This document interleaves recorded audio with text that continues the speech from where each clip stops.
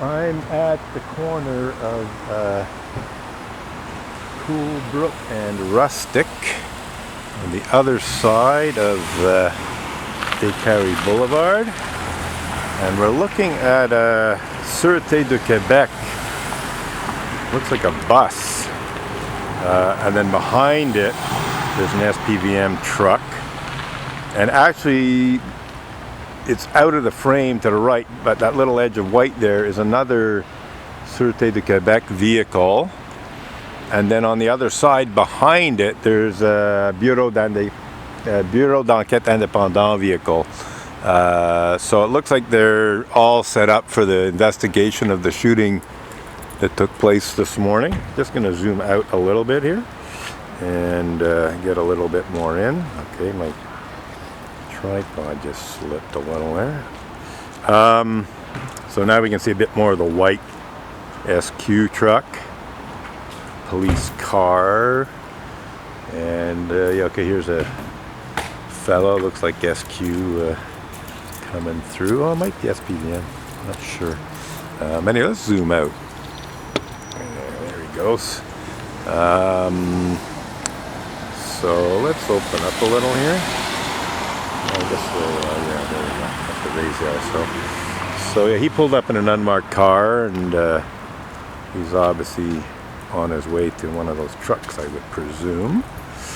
Let's just yeah, there he goes. Let's just zoom to the right, or pan to the right. So yeah, just some passersby here. And that's it. So like I said, the SPVM vehicle at the back, the blue and white SQ vehicle, then the white SQ vehicle. And then, as I said, on the other side of that, there's the Bureau d'Enquête Indépendant. That gray vehicle we can just see the edge of is the Bureau d'Enquête Indépendant.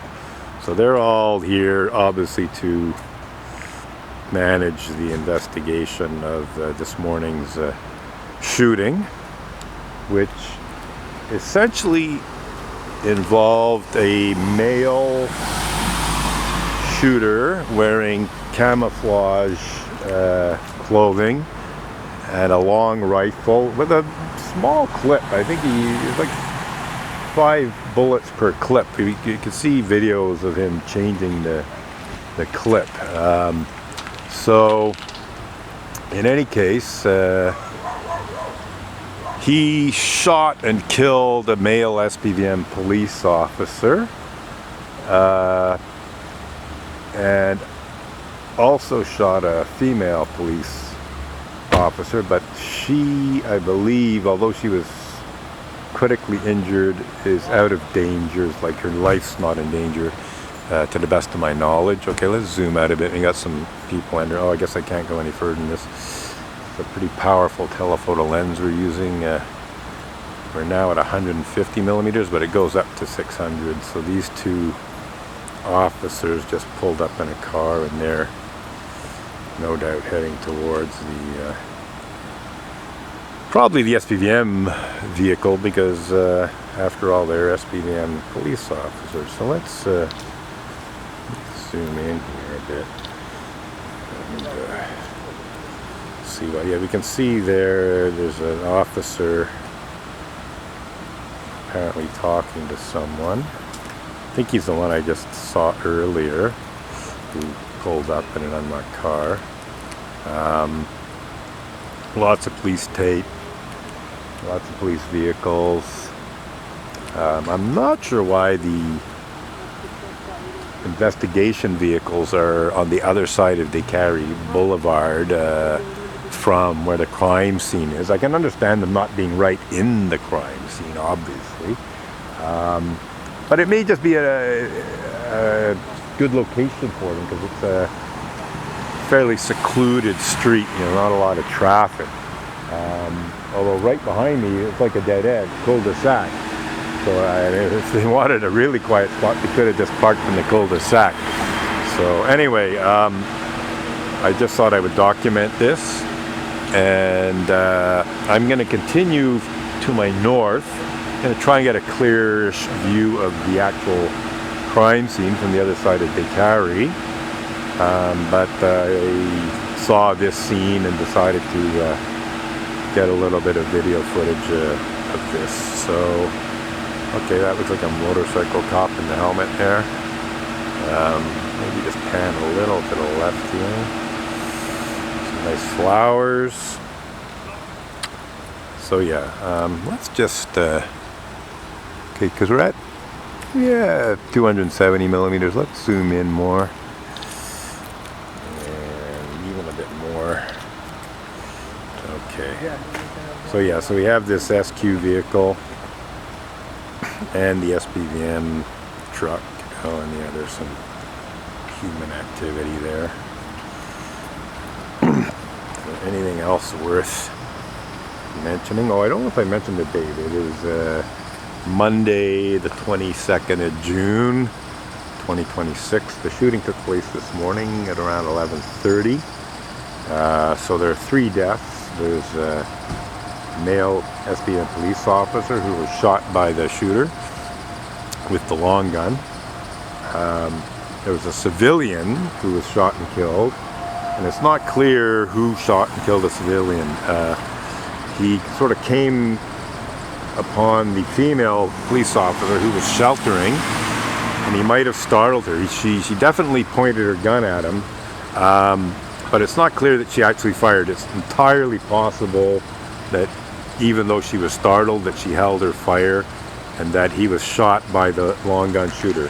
But it is also possible that she shot him because she was scared, thought it was the shooter coming at her or something. So we'll know in the coming days in terms of coroner reports and so on, ballistics, all that stuff, what that situation is. And she may even say a thing or two herself about it.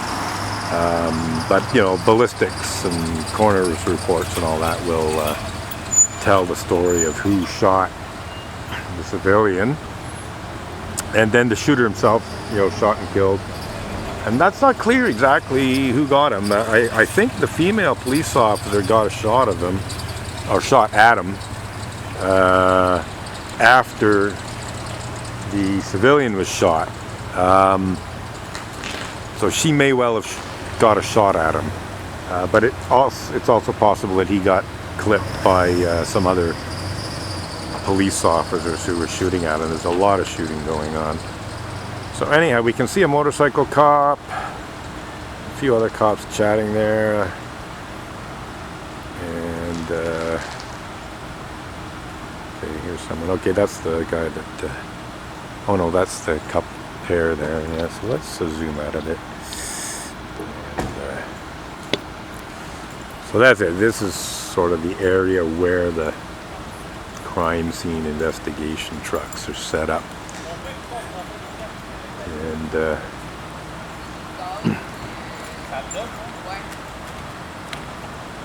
oh, somebody just went under the tape. I guess it's a authorized person. There they go.